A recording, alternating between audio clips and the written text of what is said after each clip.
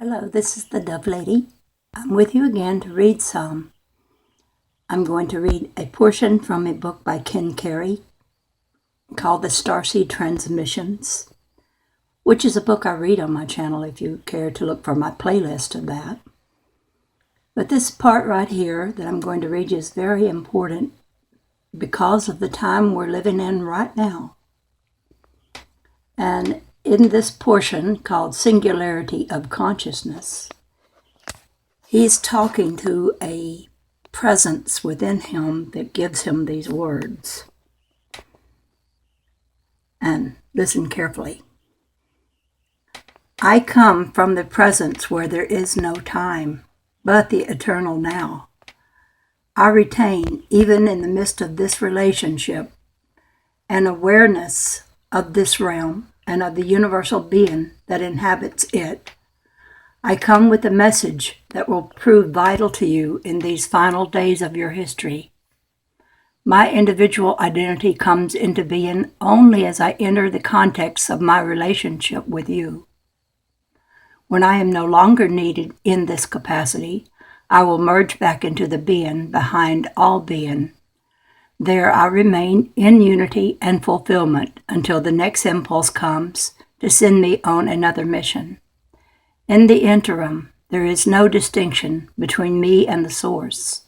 I and others of my kind desire at this time to bring humans to this same level of awareness. I am a focus of collective human consciousness, but at this time you have little conception of what that means. You do not yet suspect what the singularity of collective human consciousness might be.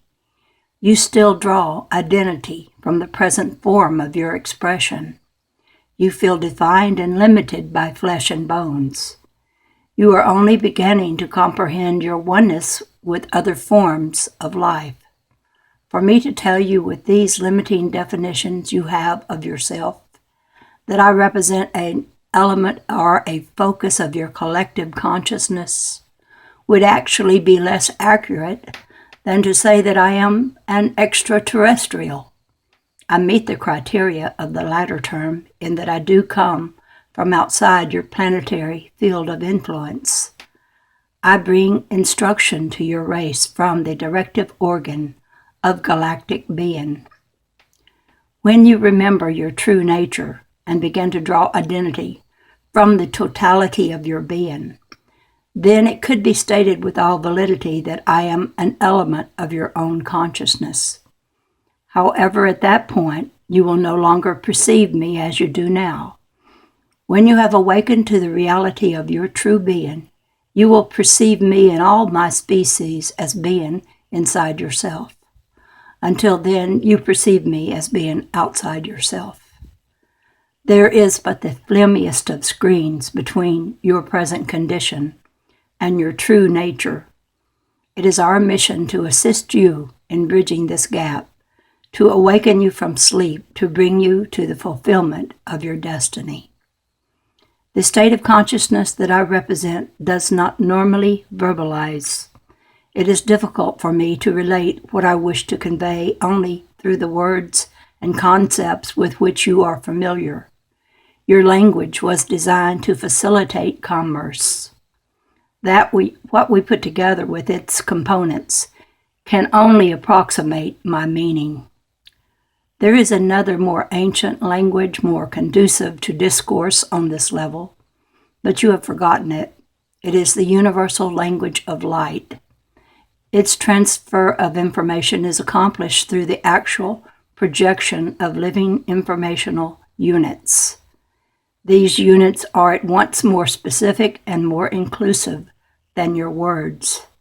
They have been designed to convey organic information of concise yet comprehensive informational content. Simultaneously, you are subliminally receiving this same information through this living language of light, though your preoccupation with words leaves you with no awareness of it at this time. My work will be complete when I have put you in touch once again with this ancient language. When you have learned to allow the silencing of your thoughts and have begun to focus attention on inner vibrational frequencies, you will become aware of a far more comprehensive picture of all that I am now telling you.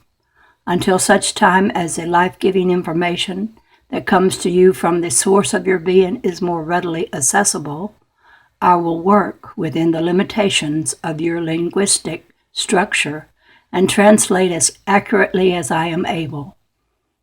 Human beings have a tendency to become imprisoned in their concepts. You must remember that words and concepts can be both fallible and misleading. They are not absolutes. Do not confuse them with the realities they represent. No statement that I will make can be taken as an absolute statement. This does not mean that I am coming from a vague place. On the contrary, it means that your words are not precise enough to express the levels of vibratory awareness that I am attempting to communicate through them. If we are able to get the totality of our message through to even a few individual cells of your collective body, these few should be able to translate this information into forms of cultural expression that will bring about your awakening far more effectively than our overt manipulations of the historical process. The message that is revealed in these pages is the key that will unlock your own latent informational input systems. We are here to put you in direct contact with the source of all information. Our mission is to bring a pre-fall state of awareness to all human beings who are able to respond, however different they may be, whatever background they may have come from, using whatever conceptual structures seem appropriate. These individuals will then be instructed to translate their awareness into forms of informational exchange appropriate to their respective cultural situations. As this new awareness increasingly filters into everyday levels of human function, and as more and more individual human cells become aware of what is taking place, the change will accelerate exponentially. Eventually, the psychic pressure exerted by a critical mass of humanity will reach levels that are sufficient to tip the scales. At that moment, the rest of humanity will experience an instantaneous transformation of a proportion you cannot now conceive. At that time, the spell which was cast on your race thousands of years ago, when you plunged into the worlds of good and evil, will be shattered forever. Even now, with the healing influx of this new information, the spell is beginning to lift. Even as I speak these words, the materializing force fields of bondage and limitation are beginning to lose their influence on consciousness. During this period of vibrational transformation, each of you will have a variety of roles to play. Each of you will translate the life impulse into patterns appropriate to your environment and express this impulse in your daily living. I am now blending my consciousness with the cells of your body in order to provide you with some of the more specific information that I do occasionally relate. But I do this as little as possible. My primary function is to show you how to tap these systems of data retention for yourself. With guidance, you will learn to release your definitions of who you think you are, open yourself up to the experience of a much greater reality than you presently believe possible, and return to a level of consciousness where you will be able to communicate with us, not through cumbersome words and concepts, but directly through communion with all that is. Do you want to know more about extraterrestrials? Do you want a definition of angels? We are you, yourself, in the distant past and the distant future.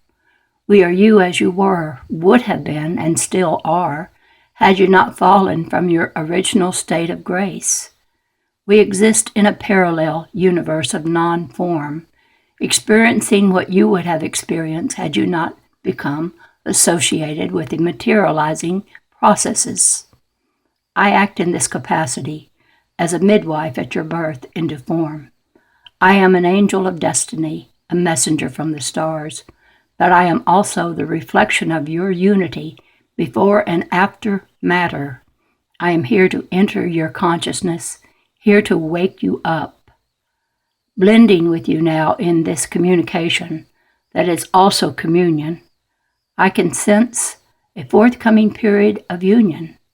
I sense its strange and awesome realities. I feel like an explorer in some vast and uncharted land. Are you aware of the uniqueness of physical reality? I sense both pleasure and pain at my entry into your events. I sense pain at the potential I see wasted and at my own commission to verbalize. But I sense pleasure at what I am experiencing through your senses. For though your sensory channels are, in your exclusive dependence upon them, your greatest limitation, they are also marvelous instruments of perception. They are truly your crowning virtue as well as your tragic flaw. This is the first time that I have the opportunity to perceive reality in this manner. I have never seen the structure of time and space reduced to such intricate and beautiful patterns. I would look out of our eyes for a while and take in the colors and the room and the trees outside the window, and delight in the curious way you perceive light as illumination. I would love to explore your world in a playful and childlike fashion. I can better understand now how you are deceived. Such a deep realm of awesome forces, the material plane. Yet you will not be able to continue here much longer if we don't get on with the business at hand. Much that I am now seeing will not survive many more years of human ignorance. It is important that we use this time to supply you with the information you need. It is important that we restore you as the central control mechanism of this planet to a proper state of function. Perhaps a day will come, after all has been set to right again, when we can spend some time together just enjoying the wonders of creation. I would delight in an opportunity to travel about with you, seeing what you would show me out of your eyes, hearing what you hear with your ears, feeling the touch of earth on that wonderful substance that is at once both sun and stone. But now there is work to be done. We must forge the conceptual tools that will set you free. And there's more of that book, but that is the part that I wanted you to hear. And now, this is a portion from a Walter Russell book entitled The Secret of Light. The time has come in the history of man's journey from his... Okay, let me let the dog out. Go out. Go out. Baby. Quit that barking. Okay, I'll try again. The time has come in the history of man's journey from his material jungle to his spiritual mountaintop, when it is imperative that he must live more and more in the cosmic light universe of knowing, and less in the electric wave universe of sensing. Man must know that his power lies in the stillness of his centering self, and not in the motion by means of which he manifests that stillness. He must know that his self is God in him. Also, he must know gradually the dawning awareness of the cosmic light of God in him, for with it comes an awareness of his purposefulness in manifesting the light and the power to manifest it. Man must now know the universe of God for what it is instead of what his senses have made him to believe it to be. Also, he must know that this forever creating universe, which seems so real to him, is but a cosmic cinema conceived by the master playwright. It is but an electrically projected, spectrum-colored light and sound wave motion, picture play of cause and effect, thrown on the black screen of image space and time. The cause is real. The effect is but a simulation of the reality. The self of man is cause. His self-creating body is effect. God's universe of magnetic light is static. The example of iron. To exemplify our meaning, consider any one part of the whole ideal of creation. Iron, for example. Iron is a separate part of the whole. We think of iron as a hard, cold metal with certain properties which make it possible for us to manufacture it into many products. When iron is in its frozen condition, we do not think of it as light, but we can photograph by it if we heat it to incandescence. Not only is it then light, but all the properties which made it available to us as iron have then gone out of it. It is as though the divine tapestry weaver has unwoven all the threads of the ideal of iron and stored them into their spectrum-colored thread by thread. The physician can tell you what elements those threads of light would be if frozen. Upon looking at them, he would say, "That is iron," but it would not be in the form of iron as we know it. It would be in the formless ideal of iron as the sun knows it. Now here's another portion of his book called About the Sun. There is no separateness. In the incandescent sun is all ideal that earth knows. The ideal of the apple of earth is in the sun. Likewise the wood of the tree and the violet in the meadow. Likewise the cool earth is there with its rivers and mountains. All ideal is one ideal in the light of the sun. The light of the sun is never divided into its many seeming separate ideals until it is electrically extended from the sun and those extensions electrically echoed back to it. The sun is a crucible which melts all ideal into one, then sets them out into space to cool and separate into many units of that one. Likewise, ideal of mind never becomes the many ideals of creation until electricity divides that one ideal into many separate parts. The one light cannot be divided, but extensions of the one light can appear to divide it. The spots of sunlight upon the cathedral floor are many, but they are all extensions from the one light of their source in the sun. Likewise, all mankind is an extension of the one ideal of man, for man is but one in the light of his source. Likewise, all moving extensions of the one still light are manifested in the white light of suns and the black light of their surrounding space, are but extensions of one source. All ideal is still. The cinema exemplifies this meaning. Upon the screen are many patterned ideas in noisy, violent motion. We know, however, that all of the motion is separate ideas, and all of the sounds emanating from those patterned, moving forms would instantly cease if the still source of light from which these images and sounds are projected were turned off. We know that the cause of all transient division into positive and negative effect is the one still light from which it is projected. We know that the sounds we hear emanate from that stillness, yet we seem to be totally unaware of the fact that all of our pulsing universe is but an extension of one still light of universal mind, projecting through positive and negative light upon the universal screen of space. It is difficult to conceive Earth and all of its phenomena of motion, sound, people, animals, and plant life as a motion picture projection from our sun.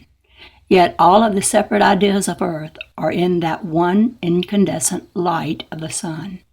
All are but one thing, light. Turn off the sun, and all of its patterned ideas on earth would instantly cease. The still idea, which is extended into motion, is not in the motion, but in the stillness from which it is extended. For I say that man who senses but clay of earth in him is bound to earth as clayed image of his earth. Clayed images of my imagining, who knoweth not me in them, are but dwellers of earth's dark. To sensed man, the doors of my kingdom are self-barred by darkness, until the light of me in him is known by him as me. Until then he is but moving clay, manifesting not me in him, while sensing naught but moving clay of him, knowing not the glory of my light in him. Wherefore I say to thee, exalt thou thyself beyond thy sensing. Know me as fulcrum of thy thinking. Be me as deep well of thy knowing. And now, I've got that read, 21 minutes. I will start showing you. Come on, get going. It takes a while to get back into the mode when I transfer from one screen to the other. Now I can get it going. Okay, these are the pictures of light I take. And they all look like an orb, and then sometimes not so much like an orb, because the orb is very, how do you say, it's a contortionist. It can change into a long ribbon, or something looks like a fan, or it can just move about in such strange ways. And I show a lot of this on my channel with the various videos I've taken. And as of late, the colors have been so very dramatic. And I think it's a language. I don't understand it. It may be a language of light that was spoken of in what I read. But I just see it as very beautiful, and I just take pictures of every beautiful thing I see. And people have asked me how do I get these pictures, and I have a video I will put in the description bar of discussing how I get these pictures. It's really very simple. If you want to do it, all you need is a digital camera. It can be a cheap digital camera, but it has to be one that has a zoom that's capable of zooming in. And then you also, it would help to have LED light in your room, just a little LED lamp, because when I take pictures in my room, I just have that one light on. And it kind of just goes into one area. It doesn't light the whole room. And then I use a piece of glass. It can be any kind of thing that will collect light on it, but glass works best for me. But it also could be porcelain or steel or even a shiny leaf on a tree outside will make an orb. I focus in real close on the shiny spot of light that the light shining on that object will make. And as I go in, I see all this that I'm showing you now. And I show how I do that on that video that I will put in the description bar of this one, in case you want to try this. I don't know for a fact that everyone can do this. I really don't know. I'd like to think that they could. I keep looking for other people to post pictures similar to mine. I would love it to see that. And I've received a communication. I spoke of it in a comment to another video that I did, the last one that I did, called Manifestation 101. I put in there the words. If you want to go to that, you can read them. But I got a communication, and this is so strange. It wasn't like I heard a voice or anything like that. It was like I was looking into my Google Drive at some of the files that I had started. And there's one I started that I only gave a title to, but I lost my inspiration and didn't put any content in it. But the title was The Power of Love. Well, the other day I was looking at that file and I said, oh, there's something in there. And I opened it up to see what I'd written in because I hadn't remembered writing anything into it. And there was a message in it to me that spoke to me directly, that said to me things that nobody else could know. I mean, it spoke of something that I never told anyone, that I wanted to manifest someday. And I had tried to manifest many times to no avail, but I'd tried, and it was this. I am not a woman that wants a lot of silver and gold and jewelry, but I had the idea that a beautiful silver platter filled with gold apples made of pure gold would be what I wanted to manifest if I were to ever manifest anything. And so quite often I've tried to visualize that, but I never told anyone about it because, I thought it was like a pipe dream, that it was just something silly I was doing. And then that was in that message, that this that I'm seeing is connected with this light that I'm filming is showing, and it said this in that message, is showing the matter. It's showing, you'll have to read it, I forget now, but it's showing the bonding of energy into matter. And as this evolves, it will present to me that I have always wanted. And they said that is of gold and silver and fruit. And when they said gold and silver and fruit, I thought, oh, they know my thought about the silver bowl with the golden apples. Oh, nobody could have written this in here. Even people that know me didn't know that. And so I'm really thrilled. And it also talked about how things are going to manifest much faster. The time is fast approaching when what we think will manifest much faster. So we really have to watch our thoughts, really, because they do manifest for us. And even thoughts that are not positive. And I've had them. Like when you feel bad and you just think, oh, I feel even worse, and then you do. You have to watch your emotions and your thoughts about things that you are experiencing. And that is so